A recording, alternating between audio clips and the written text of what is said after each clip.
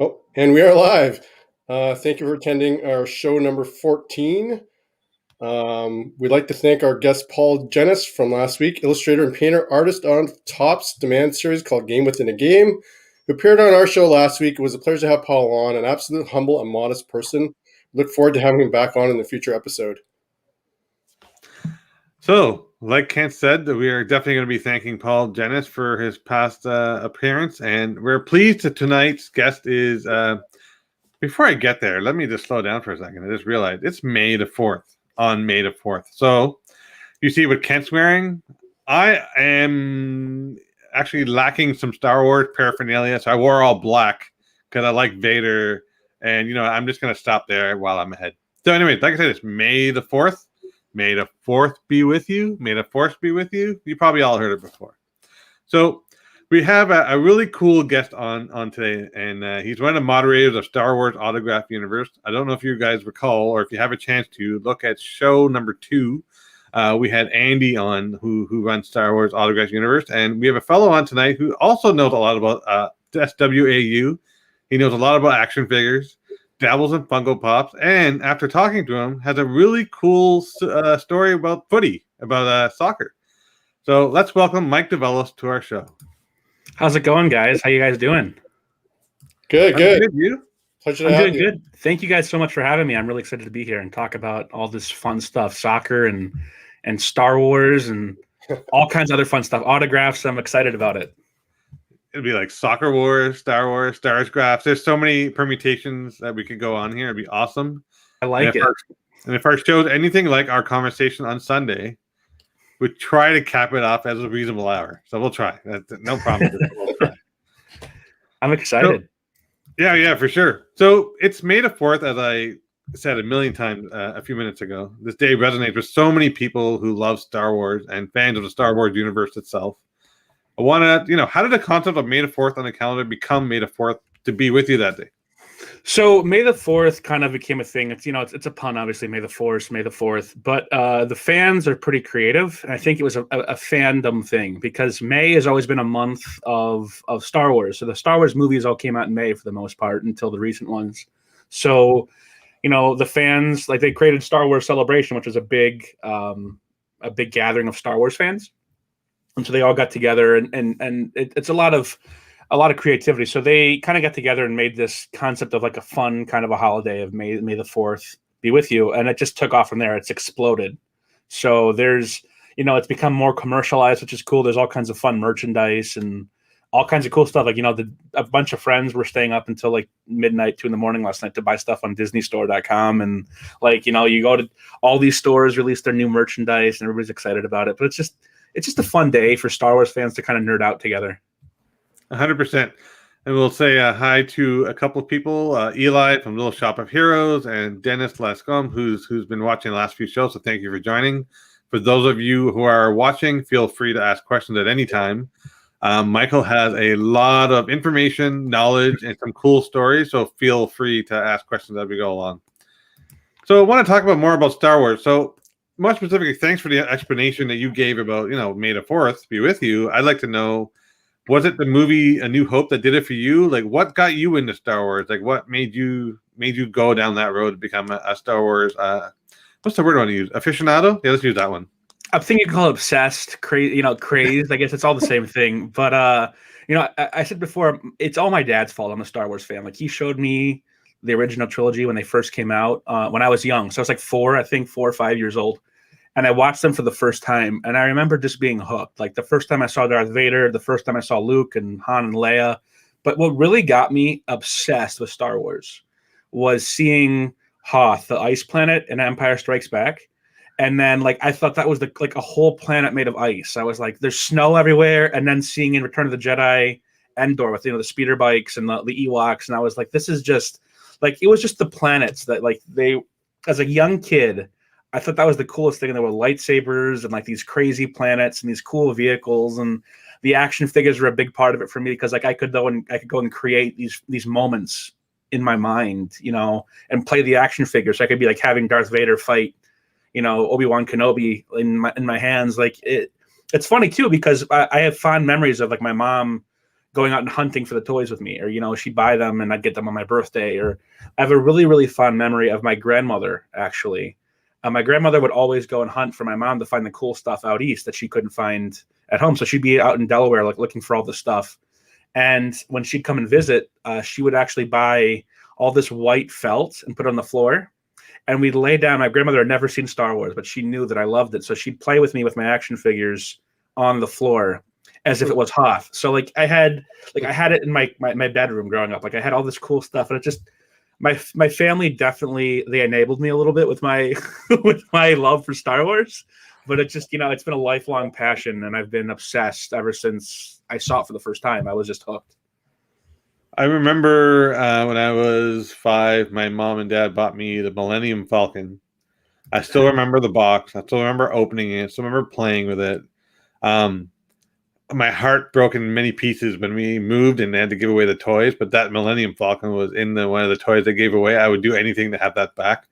I wanted to give my son. So my sons, just was like your parents shared the fandom with you, I've passed that along to our children. And we've made them, we've given them real lightsabers, had to take it away because of inflicting much damage on themselves. So we replaced it with pool noodles that look like Star Wars lightsabers. So that's a little bit safer. I love it.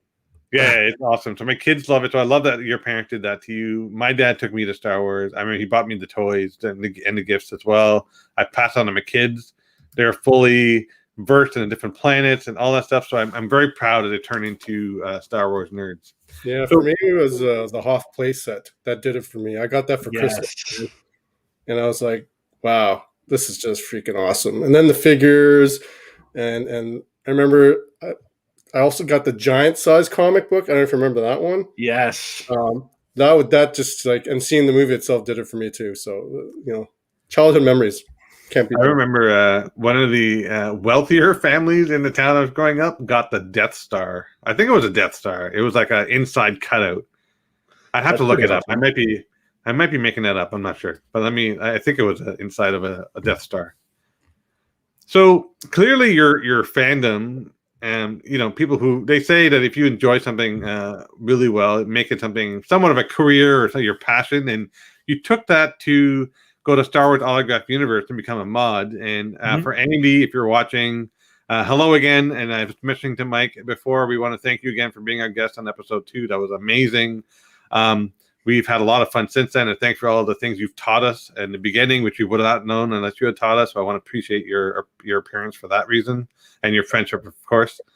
So how did Andy accept you to be a mod? How did that happen? So I've been a member of Star Wars Autograph Universe since it pretty much started. So Andy and his team, there's a couple guys that started the group, and I owe them a big debt of gratitude because they have taught me, I think, you know, a lot of the members and even the mod team so much. But being a Star Wars crazed person and an autograph collector a while ago, it was about 2016, I want to say, when Star Wars Autograph Universe started. And I had joined a bunch of different autograph groups years before, and I was looking for stuff and hunting for stuff. And I was asking the group for Star Wars autographs. And Andy messaged me out of the blue and was like, "Hey, I started this group. You should join it. Check it out. If you're looking for autographs, we have some cool stuff." And I thought, sure, why not? And ever since then, SWAU has become a bit of a home to myself and a lot of other people because it's just a big community of like-minded Star Wars fanatics. And really, you know, one of the biggest things that SWAU has done is they've built a sense of community.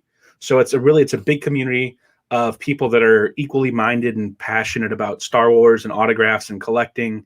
And one of the big things that we really push is beyond a sense of community is the sense of authenticity. So, you know, like you can spend a lot of money on an autograph and it can be fake because a COA is worthless unless it has something behind it that backs it, you know, because I can print off a COA on my printer over here if I wanted to. And if I was a scumbag and just sell, you know, a $10,000 poster that was just forged. So what we really do is we push this sense of, you know, authenticity and learning and educating. So SWAU has been built and it's been around for about 5 years now. And it's done wonders for the community of collecting. And the guys have done a great job with educating and teaching and helping, and it's fun. So I was asked to be a mod of SWAU last year after being a member of the group for a long time, and it's been a great ride. I really enjoy it so far, and learning more and more. And helping other people, because everybody starts off somewhere in their collection. So if you can help someone make the right steps and make the right direction in their collection, then you're doing the right thing. Because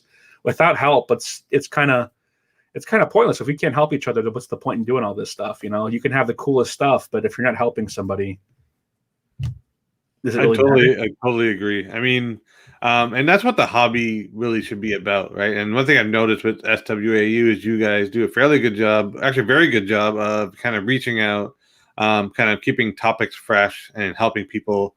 And I really commend you guys for taking the time to do that. So since Star Wars Autograph Universe is about autographs, and since you're a mod there and you're a Star Wars fan, I think this is probably a natural segue. Do you have autographs? I sure do. I have a lot of Star Wars autographs. Not as many as some, but I really enjoy it, and it's something that's a hobby I've had. So I've been collecting autographs pretty much my whole life in some capacity, whether it be with soccer or entertainment or a little bit of music here and there. But a big part of my collecting has always been Star Wars. So Star Wars toys from when I was younger, and Star Wars stuff and Star Wars merchandise. And so it was a natural segue, I think, too, to kind of go into Star Wars autographs as I got a little older, because one of the big things for me was the action figures.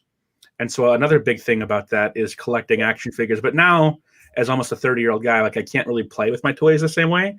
So what better way is there to do it than to have the same action figures I had as a kid, but get them autographed? So I get them actually autographed on the packaging, which is pretty cool. These are my Power of the Force 2 signed figures. So a big chunk of my collection is action figures. And I one of my biggest, most fond memories has always been the orange carded Power of the Force 2 line. That was the first action figures that came out in Power of the Force 2 when Star Wars and Kenner did their re-release of the toys, and they did their release of the movies again in the 90s. So I have really fond memories of getting these. And so I've been trying to get all the orange carded Power of the Force 2 figures. And as it evolves a little bit, I've evolved into other action figures too. So like these are my Marvel Legends. I'm a big Marvel fan as well. So Marvel Legends is the Hasbro action figures for Marvel.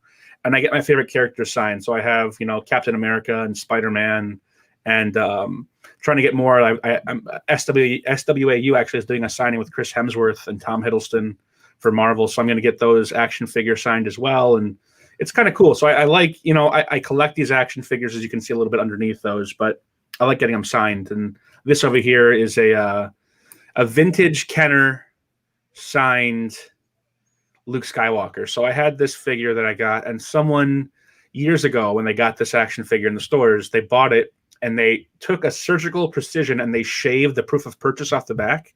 So the figure's still intact, but this figure is not considered complete, because it's got the proof of purchase shaved with surgical precision. So I got this figure, and I got it signed by Mark Hamill when I met him.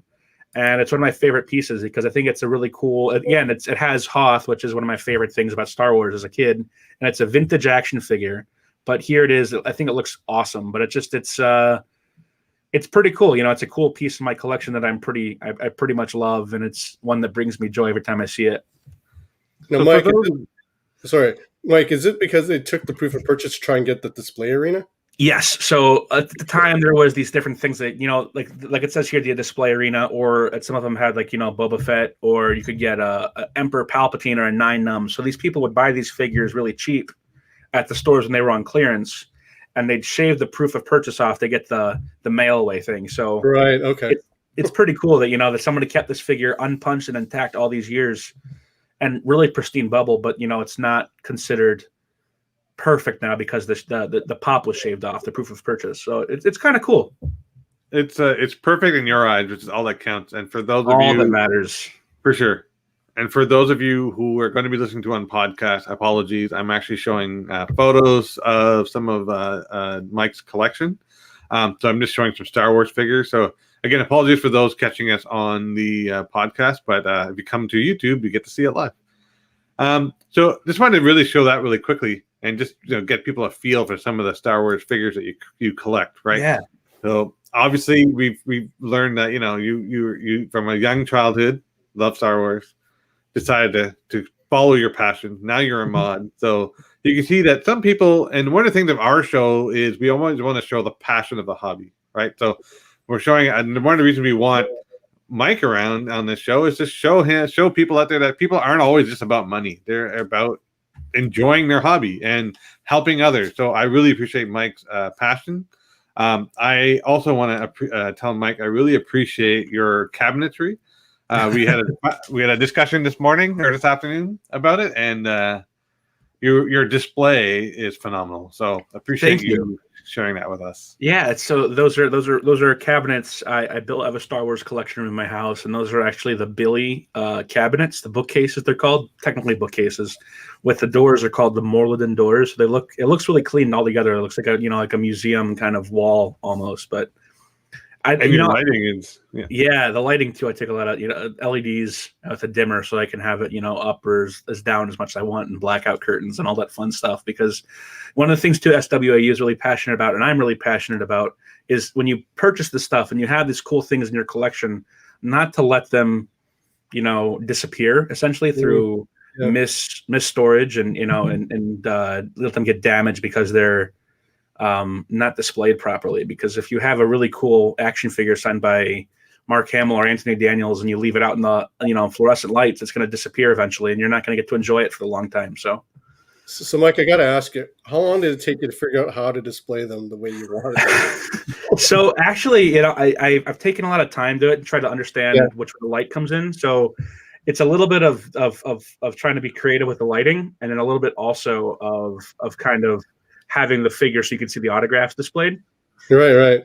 On top, you see I have the Power of the Force 2 figures up top there, which are the orange carded, and those kind of face one way. And then underneath, I have vintage collection action figures, which is more of a modern line, which they have everything from original trilogy and sequel trilogy and prequels and all the Star Wars stuff.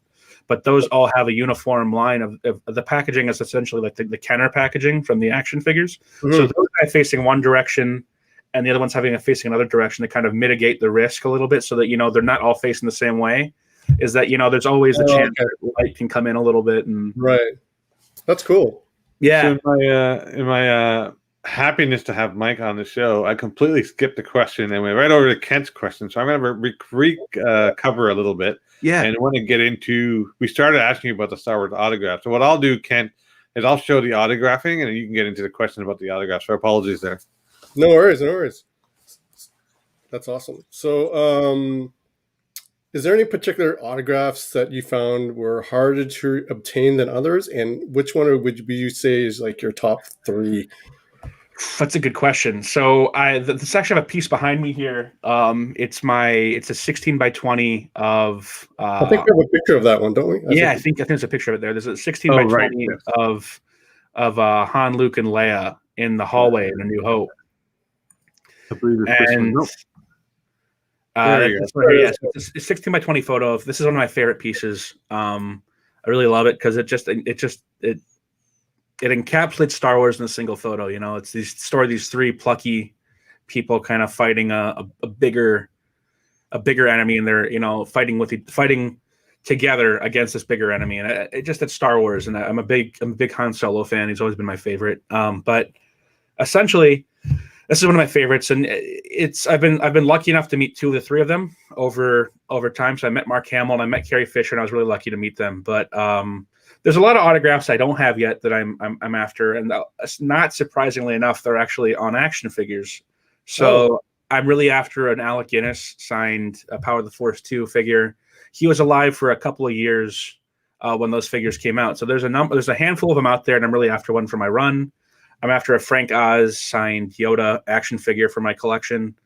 I have both of them signed on photos, but I don't have them yet on the action figure. So there's always something that you're striving for, and it kind of makes the collecting fun because you're always hunting, looking for something you don't have yet. Right. Now, is it true that I don't know how true the rumors were, but that Alex Guinness didn't like signing anything Star Wars? So yeah, I mean, he signed his mail for a number of years. He would sign stuff. He sent it to him in the mail, and he would sign it. And it was funny. There's among collectors, there's this kind of like an inside joke almost that he would sign it with a pink pen because like he just loved this pink pen. And there's these awesome photos of Alec Guinness with his lightsaber up fighting Darth Vader or talking to Luke. It's signed in a pink pen, so it's kind of funny that like he just kind of. It was kind of like him like playing a joke, I think, on autograph collectors. Oh yeah. But there's there's stories of him saying essentially that like there's a kid who came up to him one time and I was like, would you sign an autograph? And he said, I'll sign an autograph as long as you never watch Star Wars ever again. And the kid was left crying. Like he made a lot of money off Star Wars because he got points on the film. So he was made a very wealthy man because of Star Wars. But I think that he kind of resented it in a way because here he was, this really established, renowned actor, and people only recognized him from Star Wars, not from his Academy Award nominated films and Bridge over River Kwai and all these things. Like he was just kind of, that was all, like, it didn't matter. All that mattered, he was in this Space Wizard movie, and he was like, this great character that everybody cared about, but no one cared about his like actual acting skills. So I think he resented it a little bit. I'm just going to take a break for 1 second because there's a Facebook user. So Facebook user, if you allow yourself to go on to StreamYard and allow yourself so we can see who you are. But we have a question here. So what is Michael's favorite Star Wars piece, and how long does he think it would take to hang it on his wall? So I have this autograph here that I hung up. I actually framed a copy of it behind me. This is my favorite piece in my collection. As of right now, because it always changes. You never know what you're going to get next. You never know what's going to pop up next. You never know what you're going to find, because there can always be, one day this could be replaced by an Empire Strikes Back poster or something else. So there's always the striving for something better. But this one is a copy that I framed up really nicely so I can protect the actual investment for the long haul. And I can hopefully one day, pass it on to my kids, and they can appreciate it too. So this is a copy on my wall, and it looks great.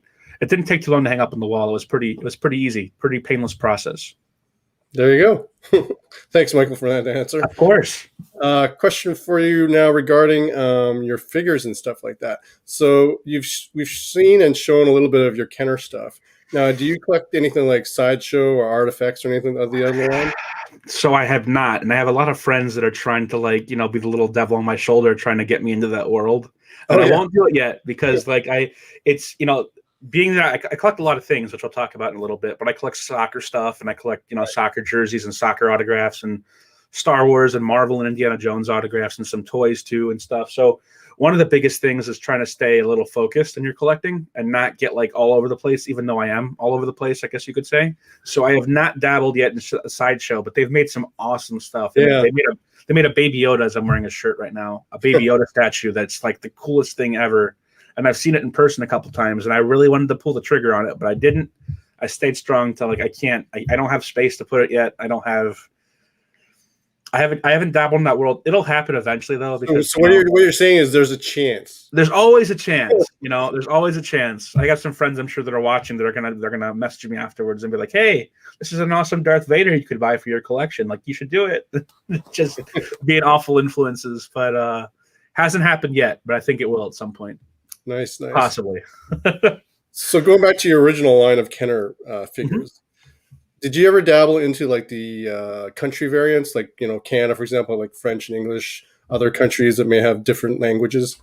Did you ever get into that? Yeah, so I travel quite a bit with work and a little bit for fun too. So I've been a little bit all over the place for work and have friends around the world too. So one of the things I like to do is I like to try to find things when I travel internationally that are a little different, like things that you wouldn't be able to find here at a vintage toy store. So I've been to France and I bought some cool French board games. I bought a really cool French board game of Star Wars. It's Escape the Death Star, and it has all the characters' names. Like it says Dark Valor instead of Darth Vader, Chiktaba instead of Chewbacca, like ZD-P6 instead of C-3PO, like all these different character names that were the French names for the characters, I guess. And that's something I really like because I bought it for like €20 walking down the street in Lyon, France one day. I was like, I need that for my collection. And it's something I look at and I smile. I'm like, it's just such a weird thing. I bought some stuff in Argentina. When I went to Argentina, I bought a Darth Vader Top Toys action figure of Darth Vader for my collection. So finding cool stuff. I have some Canadian stuff, some French stuff, some Japanese stuff. I have some Greek stuff actually because I'm Greek. So I found in Greece they didn't have the license for the trading cards. So a bunch of Greek guys got together in the 70s and 80s and they just bootlegged them. They scanned them in or they copied them and they printed them themselves. And there's amazingly enough, there's Star Wars trading cards from the 80s, from Empire Strikes Back, with Star Trek and the Incredible Hulk mixed in there for some reason. So it's just like, it's just super random, but there's just, it's cool to find different stuff you don't find all the time. Yeah, for sure. So staying on the figures topic. So when Star Wars not too long ago came out with the Black Series, there was a huge rush for it. It was unimaginable. Many, like myself, also wondered if the Star Wars Black Series was worth collecting. What are your thoughts on the higher end Black Series of figures, and do you see these ones appreciating over time? Oh yes. So I too was big on the Black Series craze. Like I think that that's an awesome one, the Jyn Erso one. That's nice. That's the exclusive convention exclusive, right? Yeah, it's the San Diego Comic Con one. That's a nice figure. If I can get it out. So yeah, I mean the Black Series. Go ahead. But the Black Series was a big deal when it came out because I mean it was the first time we'd ever seen a figure of that scale, I think. Right. And so it was pretty cool that there were these figures. I bought the R2D2, put him on my desk at home when he first came out, and that was one of the first figures I had. That's a nice action figure. It's one of the first figures I had on my desk for a while in a number of years. And he kind of went with me to college, and he came with me all over the place, and kind of went to my apartments, and eventually he's now on my shelf upstairs in my Star Wars room. But I mean, I had an R2. But I have a full shelf of all my Black Series sorted out by movie and series, and it's pretty crazy. I mean, I really enjoy them because they're such cool figures. I mean, yeah, they're detailed and articulated, and the face sculpts have gotten crazy better. I mean, it feels like you're looking at the actors sometimes. For sure. And of course, I have dabbled in getting some of those signed. I have a good friend that he gets them all signed, and I've dabbled a little bit and gotten a couple of my favorite characters. Like I have an Ahsoka, and I have a Anakin Skywalker, and I have an Emperor Palpatine, and I'm getting a Mandalorian signed via SWAU. But I think they're really cool looking, and the figures look awesome. They're made more for adult collectors like ourselves, and they really took the time to make them worth like the $17-$20 that they come out to be, and they're awesome. I mean, those figures that first came out, they're like $300 now. Some of them, like it's just ridiculous. Yeah. I have a whole bunch of stuff in my storage room that I got to look at and like see if I can get some autograph money, maybe sell some of them. So speaking of the Black Line series, what is the most expensive or rare figure out there that you don't have, and what is the most expensive rare figure that you do have? For the Black Series, any Star Wars action figure that you currently have in your collection. So in my collection, I'm slowly but surely working on my 12-back run of the original carded 12-backs, which were the first 12 figures that came out. Wow. So I have 3 of them so far. So I'm about a quarter of the way there right now. I have a Darth Vader, I have a Sand Person, and I have a Death Squad Commander. So those are the 3 I have carded. Oh, so you have like a Tusken Raider? I have a Tusken Raider, yes. Cool. Which is so the figure I think calls them a sand person. Yeah.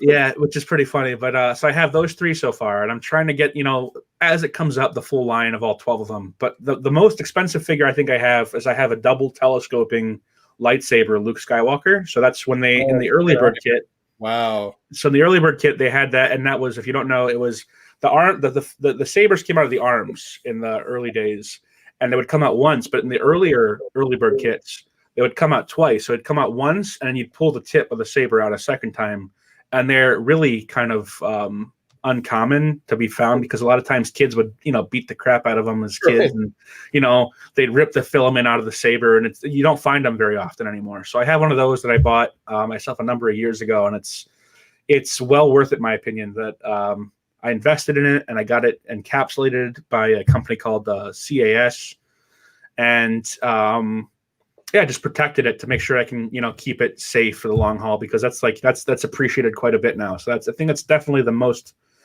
expensive action figure I have. And again, it also makes me smile because it's not just about how much it is, but if it makes you smile, that's all that matters. Sure. If it makes you happy to see it.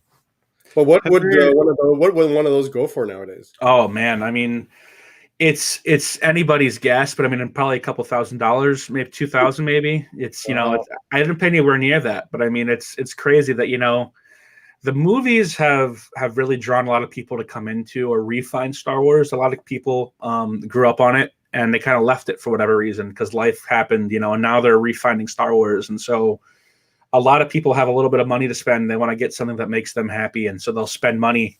And collecting it's crazy. There's all kinds of cool stuff out there with Star Wars and action figures and autographs. It's just there's all kinds. It's never ending. Amit, I think you had a question. Yeah, I have a question. Do they, so similar to trading cards where they grade them like PSA or whatnot, do they grade action figures? They do. No kidding. Maybe you can Yeah. give us a little bit of background on that. So like comic books or cards, there's a couple companies out there. There's two big ones. One's called AFA, Action Figure Authority, and the other one is CAS, which is called Collector Archive Services. Oh. And it's kind of cool. So these two companies out there essentially have taken the time to grade people's action figures. They can send them in whether they're sealed. Like I have, for instance, I have a speeder bike from Return of the Jedi that was sealed, and it was sealed in a shipping box. And someone found a shipping box sealed in somebody's attic or something one day, and they cut it open, and they had these mint and sealed box speeder bikes that were still in the packaging, right? So I bought one of those, I think like $250 a couple years ago, and I have one of those. It's awesome. Again, it all goes back to what makes you fall in love with Star Wars. And so that was one of the things that really made me fall in love with it. And so I bought that. It's like an 85, I think, or 85 or 90, which is pretty much as high as it goes. Like comic books, 9.8 is as high as it goes, or a C or a PSA 10 or a Beckett 10, right, for a card. So pretty much an 85 or a 90 is pretty much as high as you're going to go with paint degradation.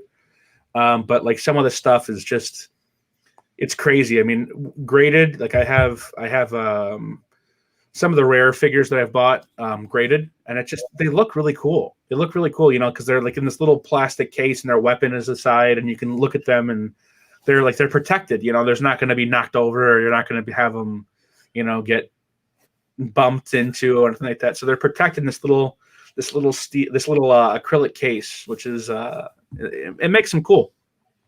I find it funny or ironic maybe, that anytime something valuable is found, it's always in an attic. Always. There was comics. Yeah, there was a story a couple of years ago.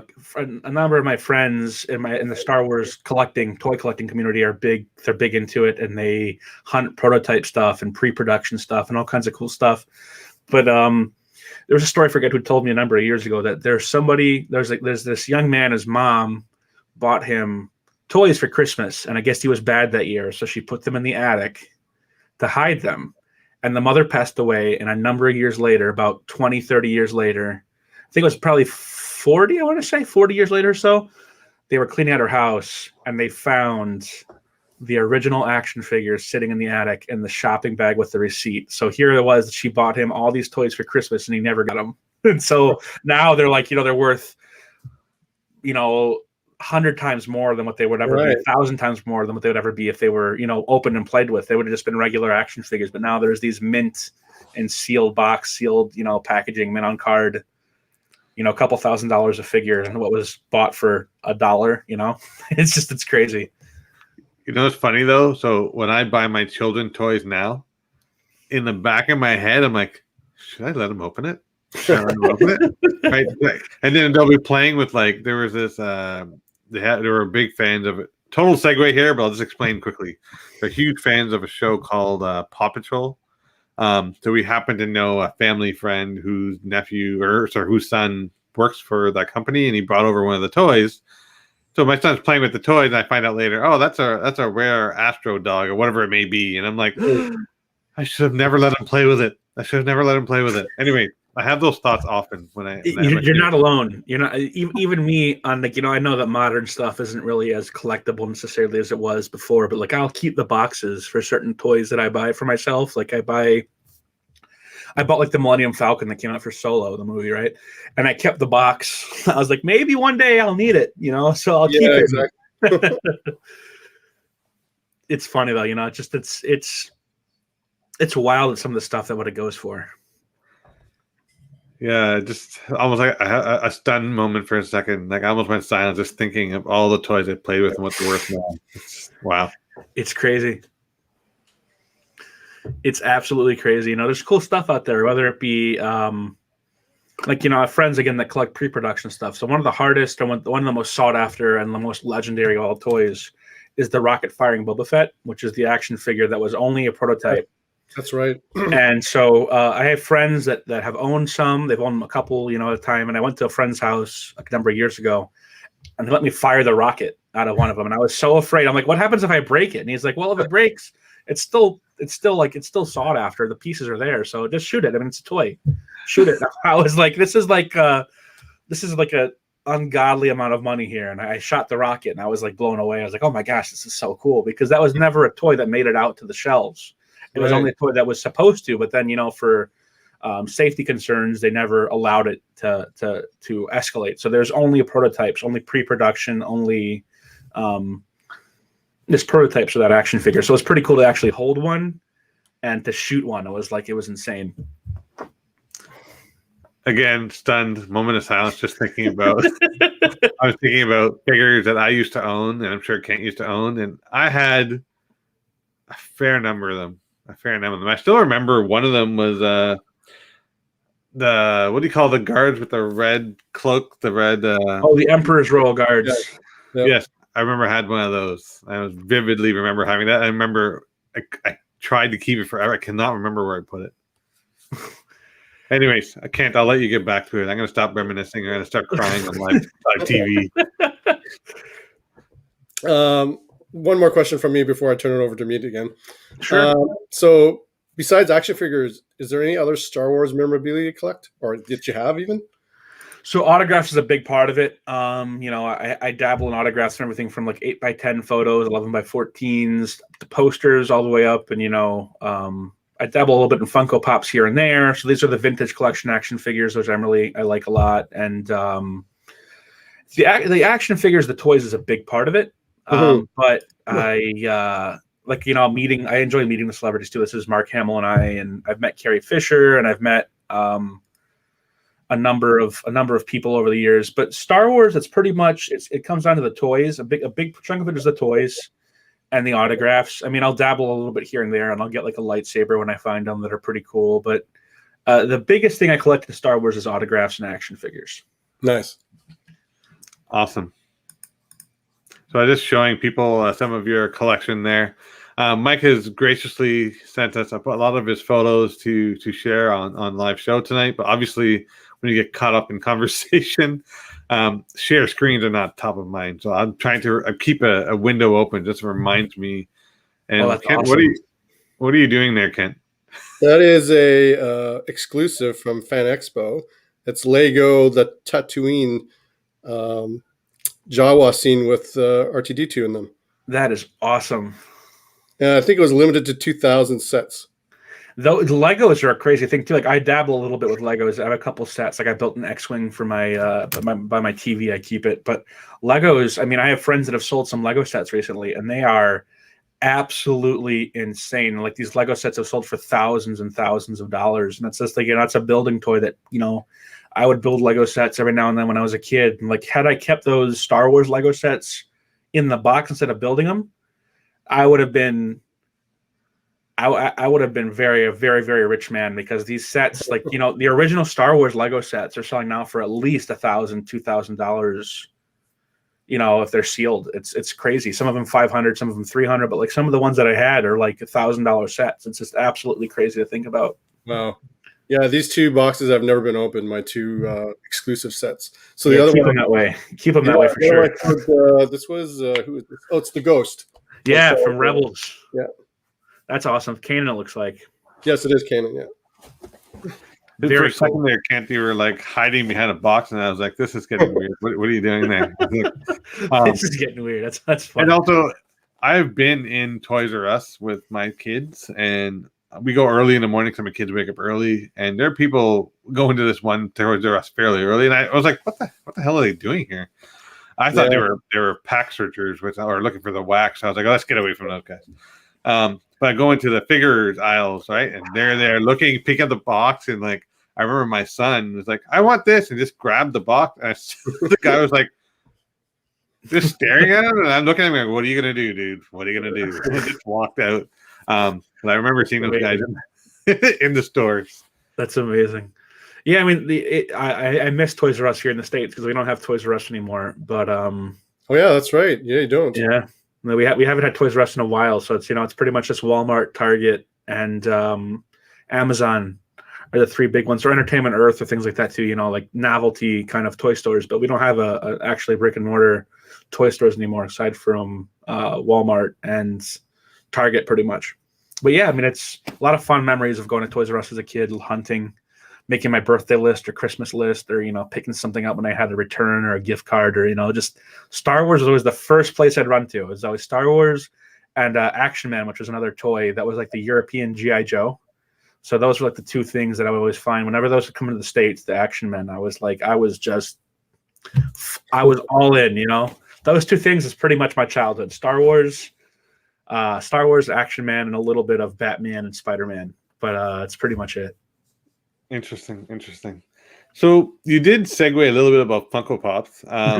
And so originally when and I'll give a shout out to our common friend, Billy Celio, who works at Upper Deck. He's also very good friends with Mike and very good friends with Andy. So the hobby circle is very small and very close-knit. And it's very interesting that, you know, someone I grew to knew Billy in my trading. So I collect trading cards, and then he knew you guys, and we got exposure that way.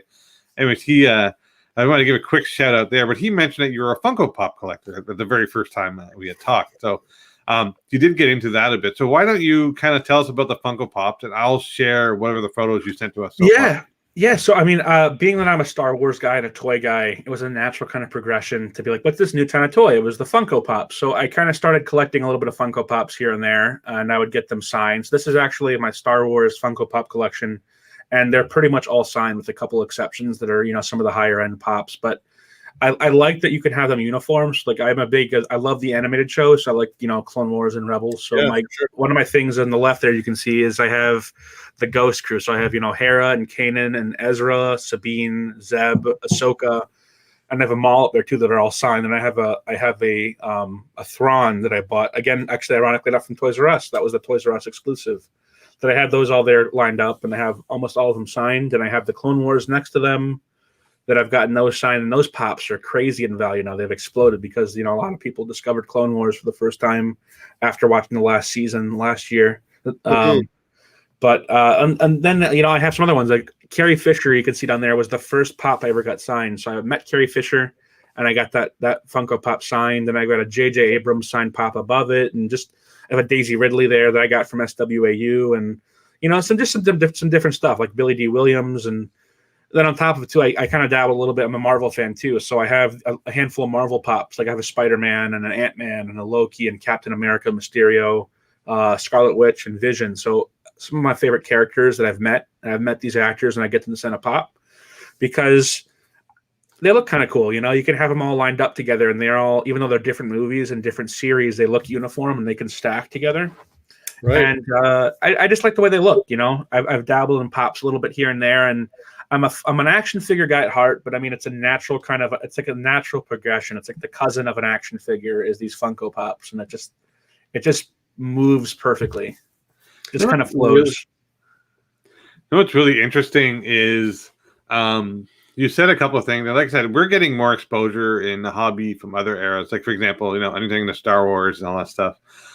You said a couple of things. So first there's a question I'm asking, I'm dying to ask you. So I want to go back to this original picture here. Give me 1 sec here. In this picture here, how often do you dust your collection?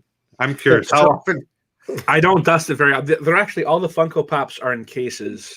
And, you know, Andy mentioned this here, Star Wars is better than Marvel. I agree. I love both franchises, but Star Wars is and always will be my number one, first of all.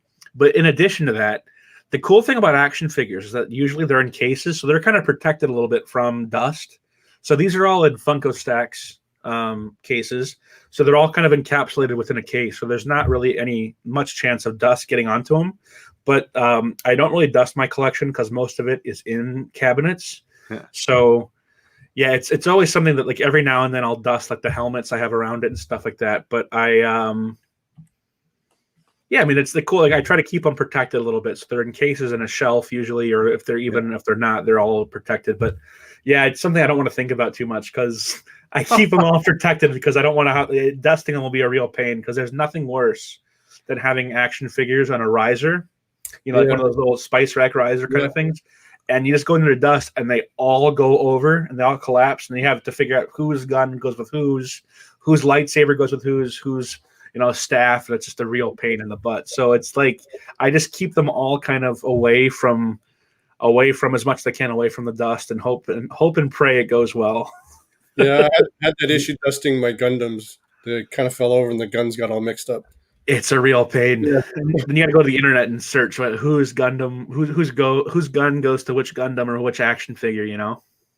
So the other thing you said, which I found really interesting, is so in the trading card circles, there's a lot of conversation about uniformity of cards in a collection, right?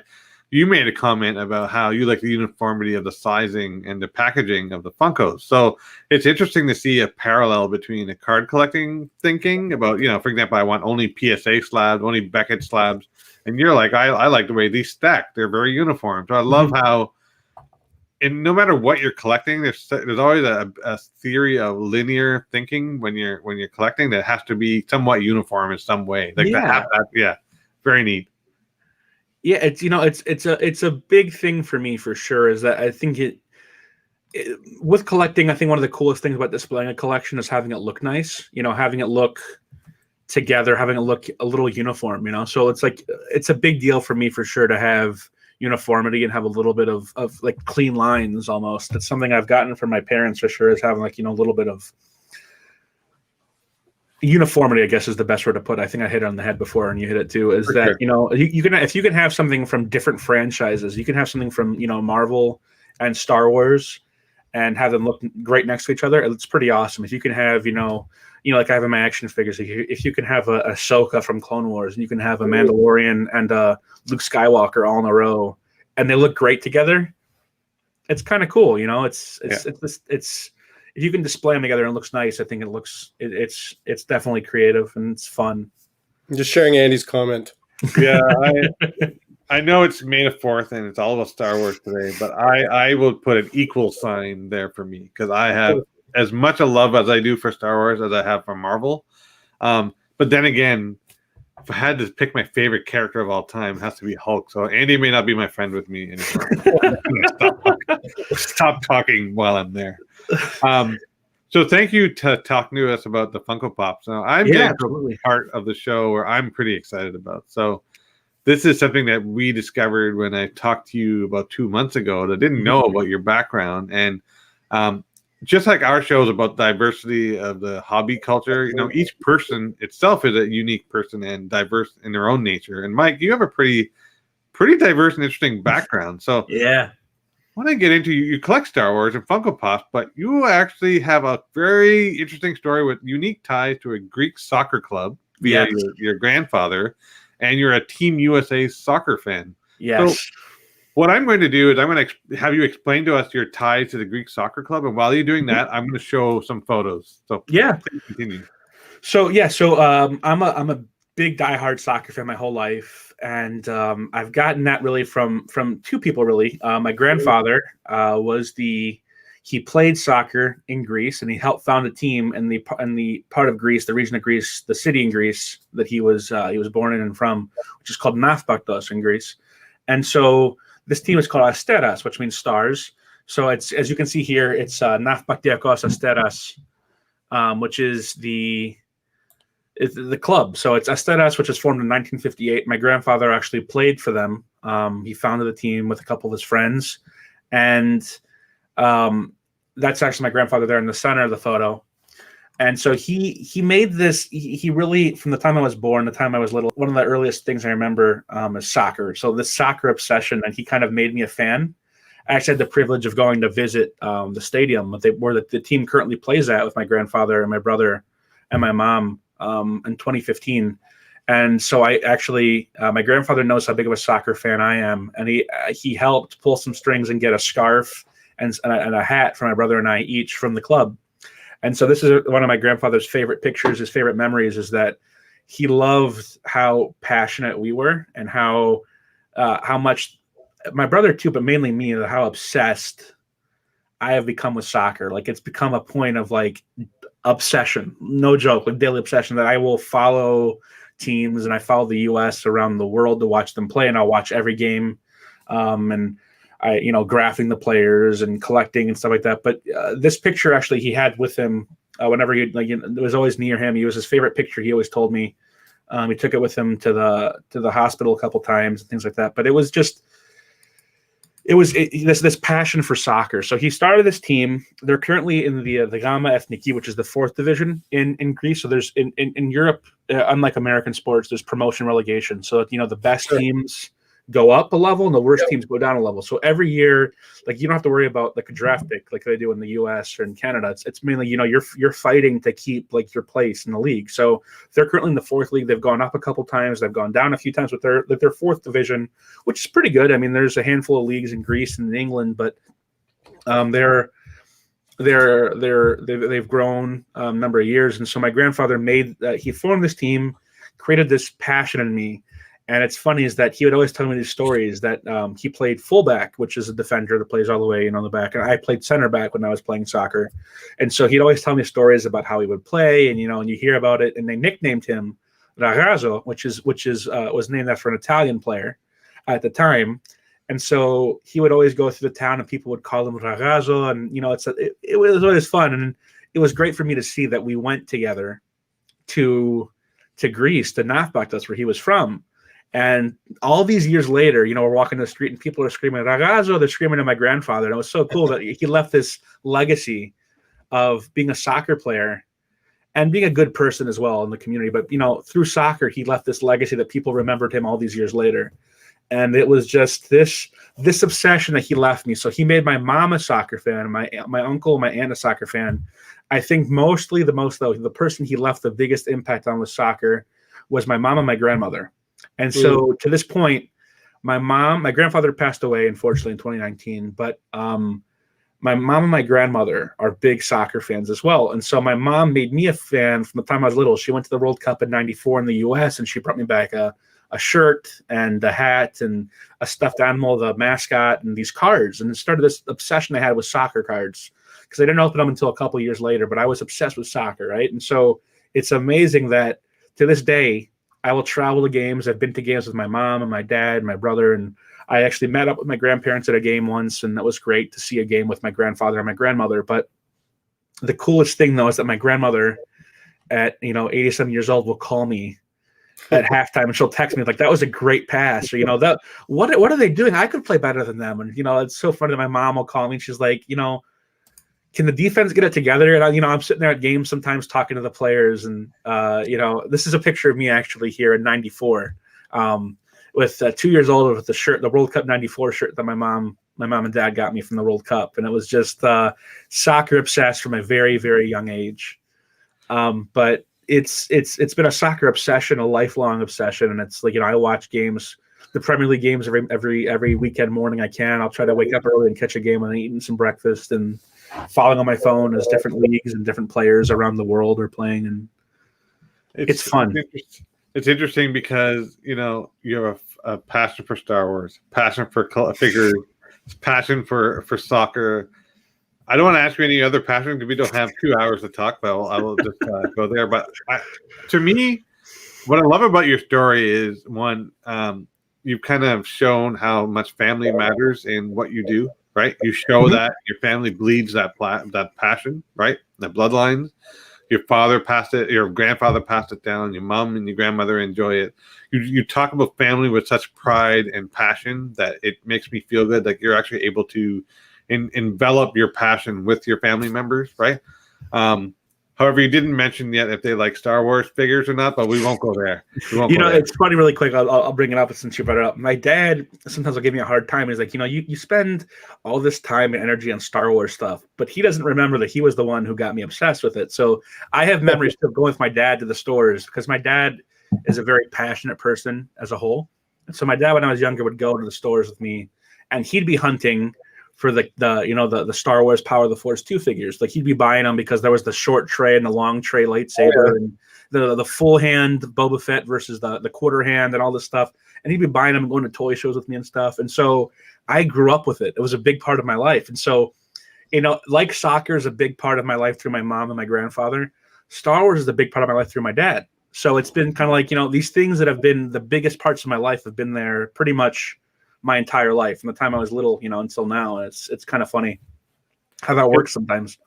It's good though, because like I said, one of the things that Kent and I did with this show was all about the diversity and inclusive nature of it. The other thing that's not mentioned is the familial aspect of it, which is, it's about family and enjoying life and getting along. And Star Wars actually lends that quite nicely, but good over evil. So there's a bit of that as well, right? So you're showing that, your very strong culture with your family, your cultural background anyways, with your Greek heritage, it's interesting how it's all coming full circle and touches a bit of part of your other collections. There's Absolutely. one thing. Sorry, go ahead. No, it's just absolutely, you're 100% right. It's you get on that. Gotta ask you. So going back to your grandfather for a second, I know we're almost at an hour. I hope you're okay to go a little bit Absolutely, longer. Yeah, no problem. I still want to talk about the Greek Soccer Club because of all the things we talked about. That's the thing that I was like, holy. Well, we won't go there. There's a family-friendly show. We won't be using any of those words. Did your grandfather share with you any cool stories or memorabilia from the Greek Soccer Club? And the second part I want you to answer is, how does it feel to be part of such a storied history and having a franchise that your family had a part to play in? Yeah, so I mean, I have some stuff. I have, I'm a big soccer jersey guy too, and unfortunately, my grandfather didn't have his jersey, because that would have been the coolest thing in the world to have, like, his jersey from when he played. But I have a jersey from the team, like a current jersey. I have a scarf, and I have a hat, and I have the pennant, and those things. Additionally, though, from the team he started, there's a first division club, which is probably arguably the biggest team in Greece, called Olympiakos, which is the team that I support in Greece. And so after my grandfather passed, I had the pennant that he had in his office that he's had there for pretty much forever. That's in my soccer room now that I keep, and I'm holding on to it. But I don't have anything specific from the team that was his. Like, I don't have a pair of cleats or a jersey, but I have things that belong to him. But one of the coolest things I have, again, is that picture that of him when he played. It's so cool to me that my grandfather, I have this physical item that I can kind of connect to, that can, like, he played, and he was a very strong guy. I mean, he was a big guy. He was a tall guy. He was a strong guy. He had strong legs, and you hear these stories about. He'd tell me stories about playing, and like, he'd go up for a header, and he'd be up above the ball, and he'd knock it in, and just defending. And he was kind of like a brick wall almost. Like, nothing got past him, and I don't think it's ironic that when I played, I was the same kind of position I would play, and so I drew a lot of my favorite players that I personally like are also defenders. So I've always had a big connection to defenders in soccer, and because they're kind of the ones that do all the dirty work. The forwards will score a goal, the midfielders are the playmakers, the goalkeeper does a spectacular save, but the defender is always the player that gets the least amount of respect. Yeah, but that's a lot of the dirty work. They got to make that last ditch 30-yard run sometimes to make sure the ball doesn't go in. They got to protect. They're the last line of defense aside from the keeper. They got to go up the field for the set piece and come back for the to defend. And it's just, I've always been drawn to that, because they're defenders, I think, have some of the best personalities in soccer, because they're always a little crazy. That's true. They're always a little crazy because they just they're so passionate, but they're always a little crazy, and it's so fun to watch them sometimes, because they're always, 9 times out of 10 you'll find a defender is the captain of the team, because they're the ones that are always shouting out, directing orders to the rest of their guys. But I digress. I have a couple connections to my grandfather's through soccer, physical connections. My grandfather always told a lot of amazing stories, so I have so many stories I could go on and on about. But he was always really a strong-willed person, and he was always really passionate about soccer. And up until he passed, he loved watching soccer. So it was something that he passed on, and it's just we chat about everything. That's awesome, and I can hear it in your voice, and I can tell the love you have for your grandfather. It's very cool to hear that. So this actually is a very good segue, because this particular episode, Kent knows way more about all the topic areas. I know small pieces here and there, but Kent's actually fairly well versed in the soccer or footy aspect of it. So Kent, I understand that Mike is a huge Team USA soccer fan, and Kent, you're a bigger soccer fan than I'll ever be. So why don't you take care of the next set of questions. Sure. We touched upon the fact that you're a huge Team USA fan and you follow the team. So, are there any certain players you're PCing? Like, and I'll just put this up here. So that's hard to see. That's a blue sapphire Christian. Ooh, right there. That's nice. Thanks. And then we've got an optic Weston McKinney. That's nice too. And then he's probably not as good as McKinney, but it's Timothy Way. Yeah, So Timothy Way is a great player too. You want to talk about the men's national team guys and where they're playing? Yeah, for sure. So I mean, I'm a diehard U.S. fan. I travel all over the world to watch the U.S. play, and I've been all over the country to watch them play with a group called the American Outlaws, which are the U.S. soccer supporters group. And so I've been pretty passionate again my whole life. But after kind of the failure to qualify for the World Cup in 2018, the U.S. men's team really took it apart, and they kind of reconstructed a little bit. And they started off from the ground, and they kind of took apart the team of a lot of older guys. And they brought in a lot of younger guys. They're giving a lot more younger guys more promise. And the cool thing right now too is that for so long in the U.S., you had some players going to Europe. You had like Tim Howard at Everton. You had Alexi Lalas, playing in Italy. You had a lot of these guys playing around all over the place. But you didn't have there was a big deal to have Clint Dempsey at Fulham and then at Tottenham for a couple of years. But you didn't have these players playing at these like massive clubs. And right now you got Weston McKinney playing at Juventus with Cristiano Ronaldo. You've got Serginho Dest playing with Messi at Barcelona. You've got, Pulisic playing with Chelsea. You've got these guys. You got Giovanni Reina playing at Dortmund. You got these guys that are so good. And they're so good. And they're playing at these teams and they're scoring week in and week out. They're on these massive stages. And you get Tyler Adams playing in the Bundesliga, and you got, Zach Steffen playing for Manchester City. So it's so cool to see these guys at these big name clubs. And it's exciting because the collectability is for so long I would collect American player stuff. And right now it's not just Americans collecting stuff. It's everybody collecting American stuff. Everybody. Exactly. Yeah. So, I'd be chasing Landon Donovan autographs. I'd be chasing, Clint Dempsey autographs and Tim Howard and all that stuff. And, there was always American soccer collectors, but now it's just not Americans. I have friends that collect soccer autographs in England and Holland, and they've caught on to how big the American players are. Like, Pulisic wears the number 10 shirt for Chelsea, which is one of the biggest clubs in the world. Number 10 in soccer is like the most prestigious shirt.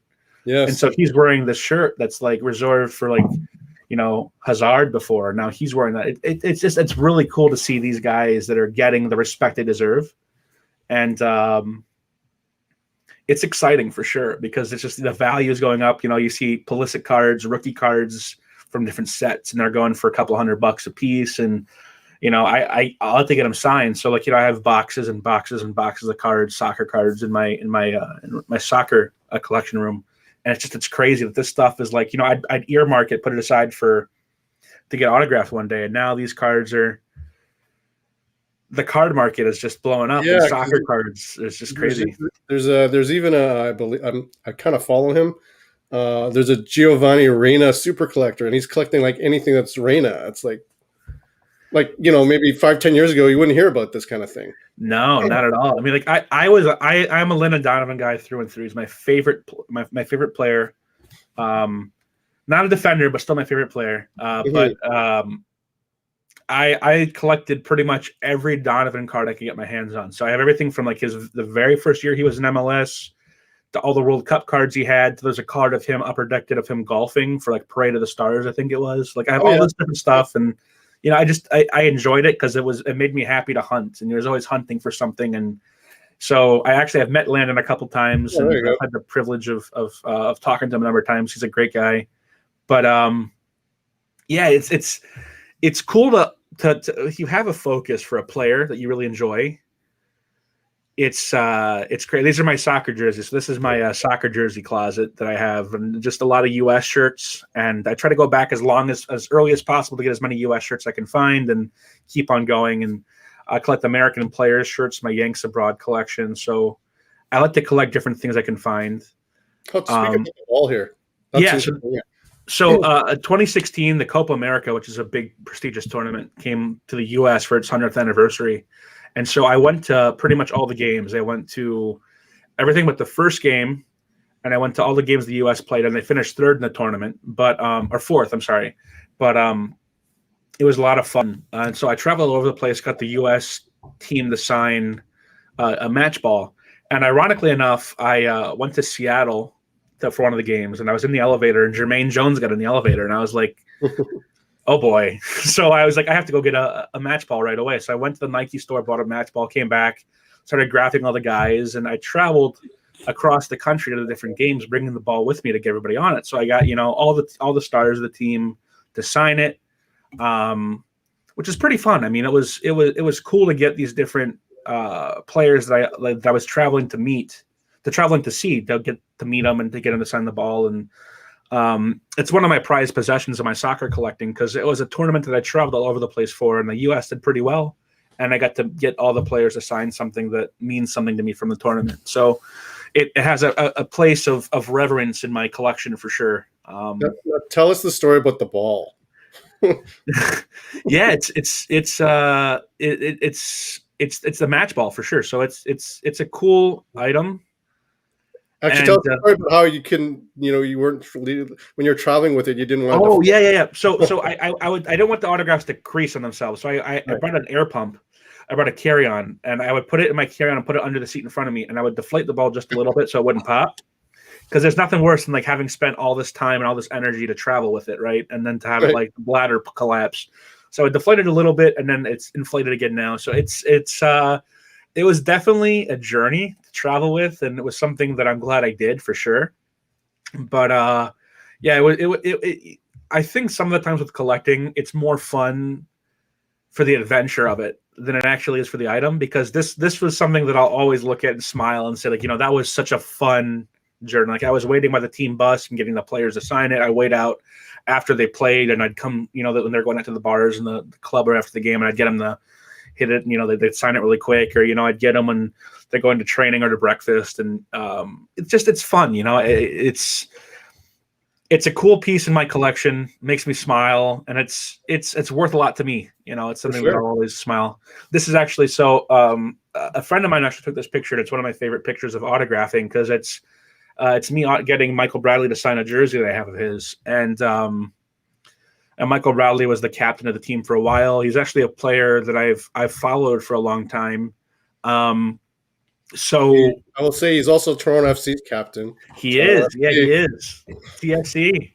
He's a great player. Michael Bradley is somebody I've always kind of admired and looked up to as a soccer player, because he's a very defensive minded player, which I admire. And so I collect jerseys and cleats. So these are cleats that I have Michael Bradley's game worn cleats. I have Clint Dempsey's signed cleats, Tim Howard's game worn cleats.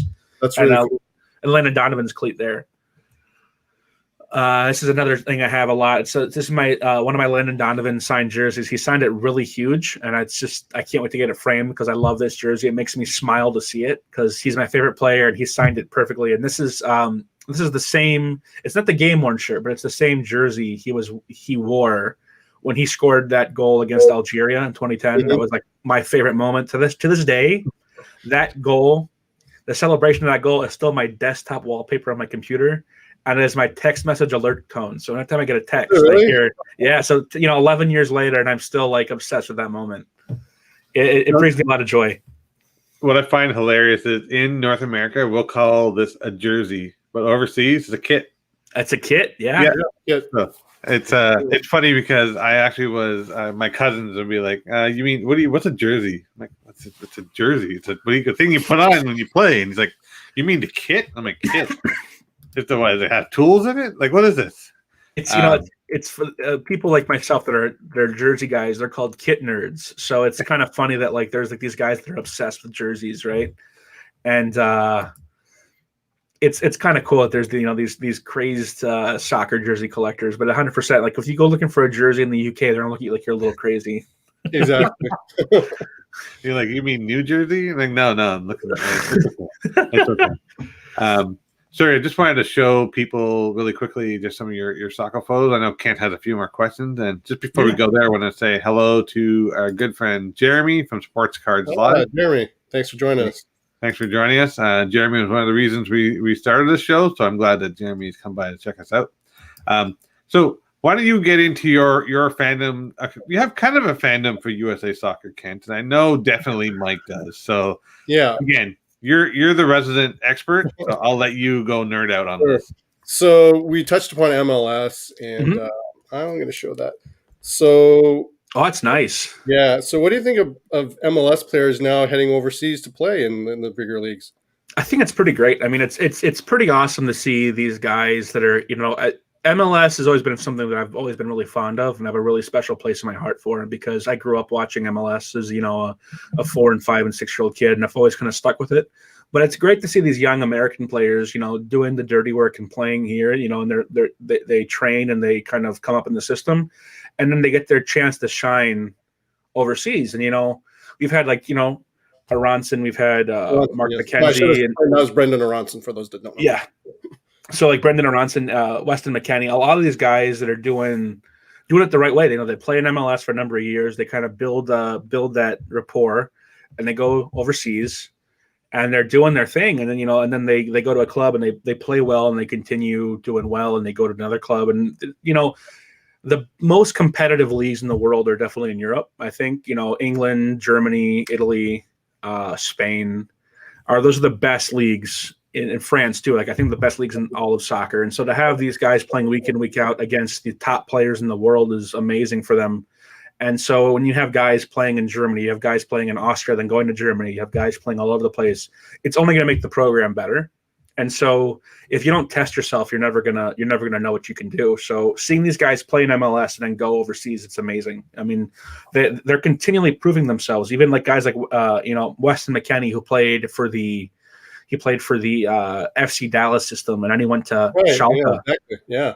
And it's like, he played for Schalke, now he plays for Juventus, and there's these stats that come out that when Juventus plays McKennie, they play better than they play without him. So it's like, here's this guy who's playing in the midfield and doing things the right way, and he is kind of revered and looked up to by the Juve fans. So it's cool to see, again, American players get love from non-American fans.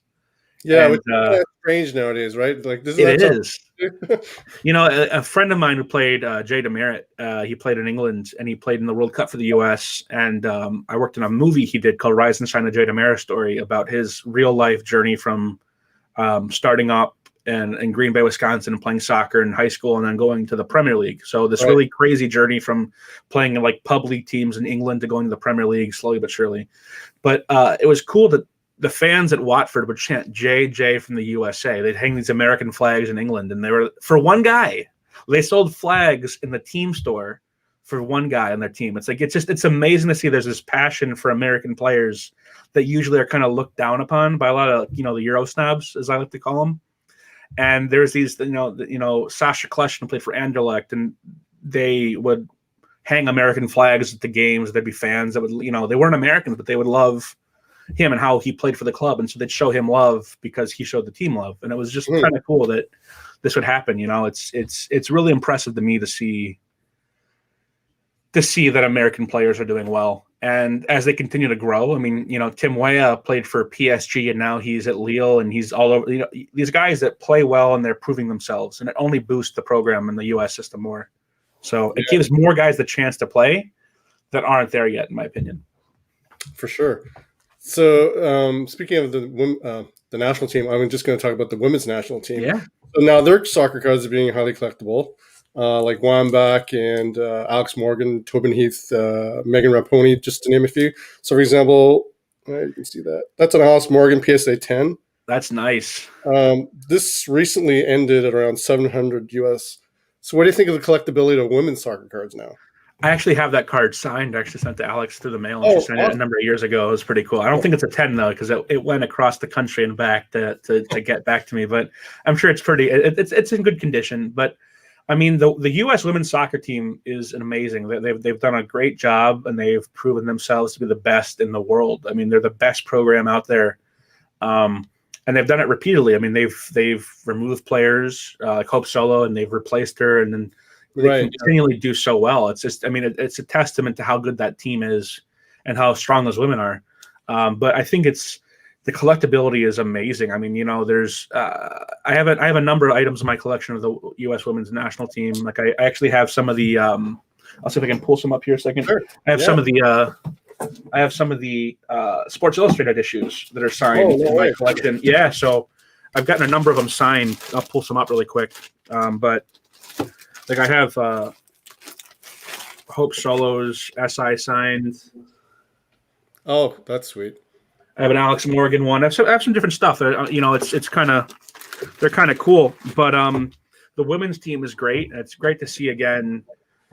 As a U.S. fan, I'll support all the U.S. teams. So the women's team is fantastic, and their collectability is off the charts. A lot of the players are always they're always really willing to sign too in person, which is great.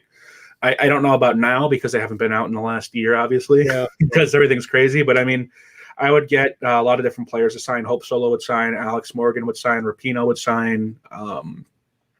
Because Alex right now is playing over in Tottenham for Tottenham. I think so. Yeah, she's playing for Tottenham, which is pretty crazy. But they're really nice people. I've met Alex a number of times. My photo with Alex is my phone wallpaper for a while. That was really. She called me sweetie in high school and in college, and I was like over the moon. I was like, oh my god, Alex Morgan called me sweetie. What else can I ask for? Yeah, for sure. But yeah, I mean the women's players, they're great athletes. And it's always fun, again, to collect and to see them. I mean, like, how often are you going to see a U.S. player on the cover of Sports Illustrated? Exactly. It's happened a couple times with Landon, but like, it's not very often to have a whole series of SI issues with the U.S. players on the cover. So I collect all those and get them signed as I can, and it's definitely fun to do. When it comes to collecting soccer, what are your thoughts on like investing and flipping and the aspect of the card market these? For example, I'm going to show you something here. So that is a Holland Gold Refractor Mint 9. On Golden Auctions last week, a Holland similar one, 50 out of 50, like the one I have, was Gem Mint 10, went for $27,000. Oh my God. So what do you think about the collectability of soccer cards today? I mean, it's the thing that's amazing too is I think that there's sports cards. I think NBA, MLB, NHL is pretty much an American thing, a North American thing. Because I mean, there's not a lot of fans. I don't think that are super into it overseas. I mean, there's a handful, but I think soccer cards is such a big thing internationally. Mm-hmm.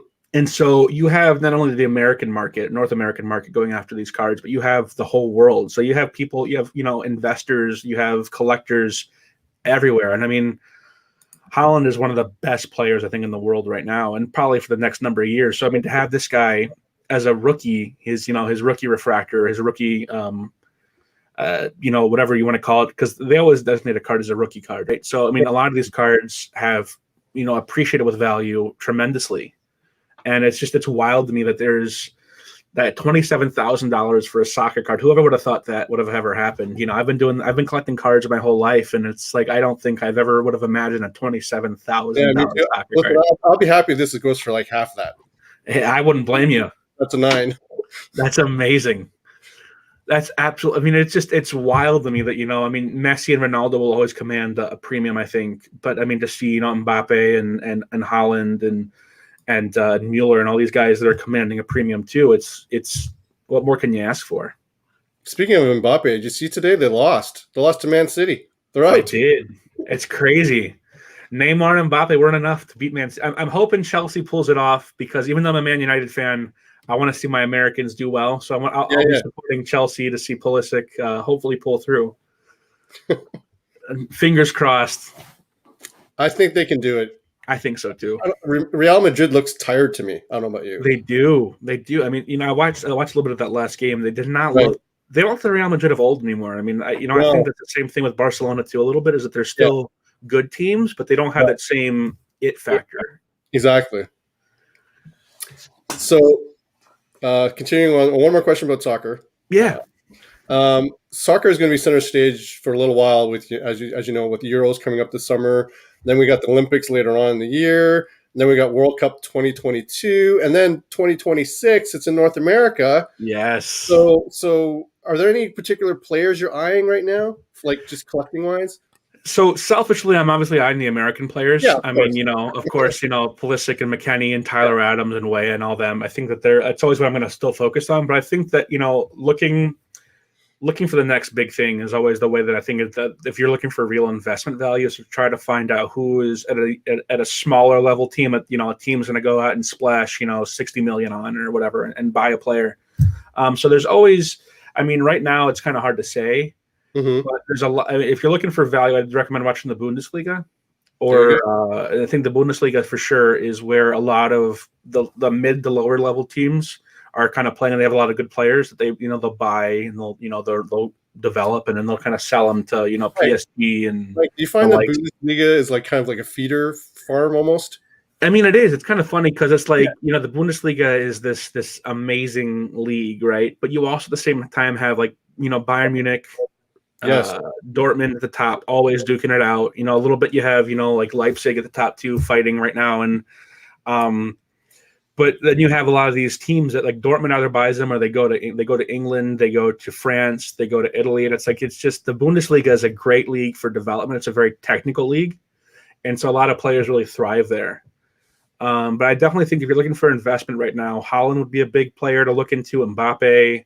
I mean, I'm sure the value is not going to be really value consciousness right now. Like you're not going to find anything super cheap for those guys, but I mean that's for sure where the money is at. Anybody you see thriving, I'm sure their value is going to be through the roof. But American players, I would definitely recommend looking to see what's going on because a lot of guys come from MLS and they go international and that just explodes. I would definitely say that the American stars that are over in Europe right now are a little bit underpriced, in my opinion. I would agree. I mean, even North American, Alphonso Davies right now is for Canada, one of the best defenders in the world, in my opinion. He's a Canadian, and he's someone that I when I see him play, I smile because that's a guy that developed in MLS. Yes, that's right. He played for the Whitecaps. Now he's one of the best defenders on the planet. And here's this guy that played in Vancouver for a couple seasons that was developed there. And now he is like the whole world watches him, and they're in awe. It's amazing to me. No, Mike, I appreciate your soccer knowledge, and thanks for sharing your soccer history. Absolutely. We appreciate that. So are you still good? Yeah, absolutely. Okay, so we're getting to almost an hour and a half, and I'm going to let Amit ask this last question. We usually how we wrap up the show, unless there's other questions you want to ask Amit before you ask the last question. No. We've already kept Michael long enough, and we've nerded out pretty hardcore for almost an hour and a half. So I want to just kind of bring it full circle. So we brought Michael on to talk about Star Wars. We got into Funko Pops, action figures. Just now, you brought out signed Sports Illustrated magazine. So I'm sure there's things you collect that you haven't told us yet, but we'll save that for another show. Want to thank everyone for tuning in to watch, and for those of you that support us and watching the shows after the fact and podcast, appreciate it very much. Want to thank Michael again for attending and sharing his knowledge. We'll definitely have you back again. So, as Kent alluded to, and actually, there's one more thing I want to point out, which is it was a nice tie-in, Kent, with your Lego. We actually have a Lego guest. My name is Joshua Hanlon showing up next week, who's a host of Beyond the Brick, fairly influential Lego collector on YouTube. So we're looking forward to that. Please tune in for that. So here's my favorite question, or our favorite question we'd love to ask all guests. So we kind of gave you a hint on what the question would be on Sunday, and now I hope you've had some time to think about it. So our show is all about diversity, inclusivity, but mostly it's about inspiration. So I hope that some people have listened to the show and got inspired by your story and your rich collecting history. What inspires you? So I'll give you. I thought about this a little bit. I'll give you an answer. So a couple things inspire me. Number one, I would say is my grandparents. My grandfather and my grandmother have faced a lot of adversity in their lives, and they always did it with a smile on their face, and they fought through all of it. And my grandfather came to this country with nothing, and he really achieved the American dream of building a restaurant, a business, and thriving and raising children and doing it the right way and following the American dream. And he was always really proud of being an American. My grandmother as well is one of the strongest willed people I know. My parents inspire me. My dad, same thing, came to this country 3 years old, and he's a successful business person and built a business. And my mom inspired me. She raised me. They're all a big part of who I am today. So they inspire me every day. And I'll give you a little bit of a fun answer too. Sure. A big thing that inspires me was again, I kind of mentioned it earlier, was Landon Donovan's goal against Algeria. So that was something that I remember watching with my mom in 2010, and it was watching the U.S. be on the verge of being eliminated from the World Cup, and I watched as this guy put the team on his back and carry the team to victory to win their group, right? So they beat England, they beat everybody out in their group, and they won their group. And this was a moment that really made me inspired, because it was sometimes when things get tough, you got to put the world on your shoulders and just do it yourself. You can't rely on anybody else sometimes. So it inspires me to, fight through and to keep things going and just always do your best. And it was a moment that I'll never forget, the jubilation I felt in that moment of just pure joy of celebrating when my favorite player scored arguably the best goal in American soccer history. So, yeah, I mean, inspiration, you find it every place you look. For sure. You've been very inspirational in this conversation. I like all the topics we covered. It's very rare that we can cover so many genres of collectability in one guest. So you've done a fairly good job of going across all the different spheres. Like I said, we probably haven't even touched the tip of the iceberg of what you. Yeah, I'm sure there's more. I will admit, for the next May the 4th show, I should probably buy a T-shirt. At least play the role, play the part, and be a Star Wars fan. I am a Star Wars fan. I just don't own anything. It's terrible. I do have a Carrie Fisher autograph. I'll just say that. Hey, you can't beat that then. It's true, and she was awesome.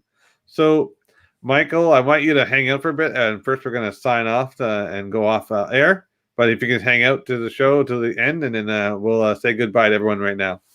Absolutely. So, cheers, everyone. Good night, everyone. Thanks for watching. Bye, everybody.